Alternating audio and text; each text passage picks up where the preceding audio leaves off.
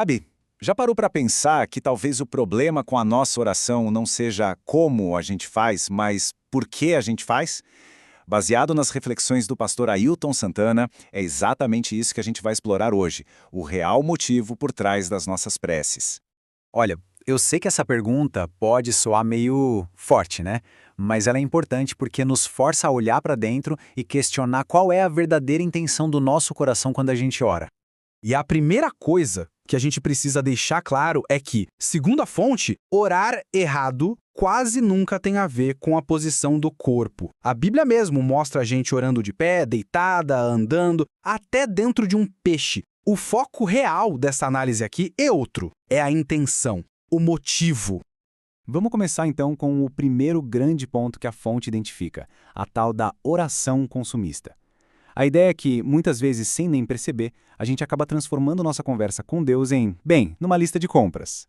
E vamos ser sinceros, é só olhar ao redor. A gente vive numa corrida constante para ter mais, para possuir o que é do momento, muitas vezes se comparando com o vizinho, com o colega, e o que a fonte aponta é que essa mentalidade acaba vazando, sabe? Ela se infiltra na nossa vida espiritual.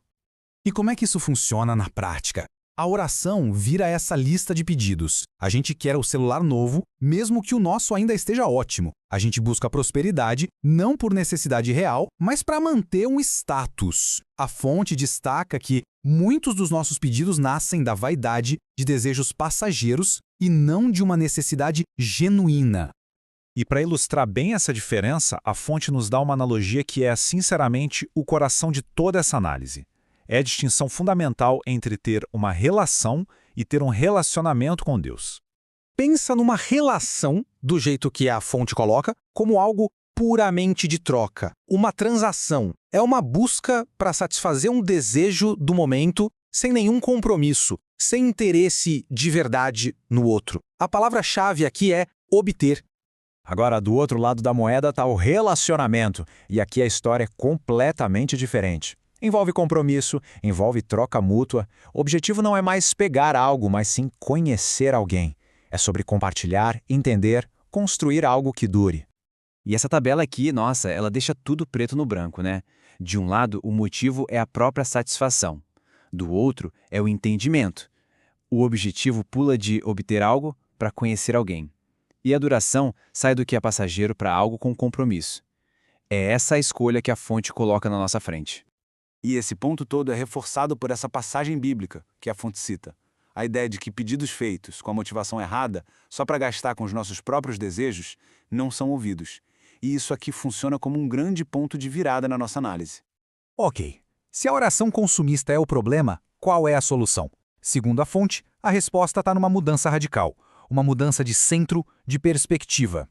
O contraste aqui é gritante. A oração egocêntrica diz: Deus, faça a minha vontade.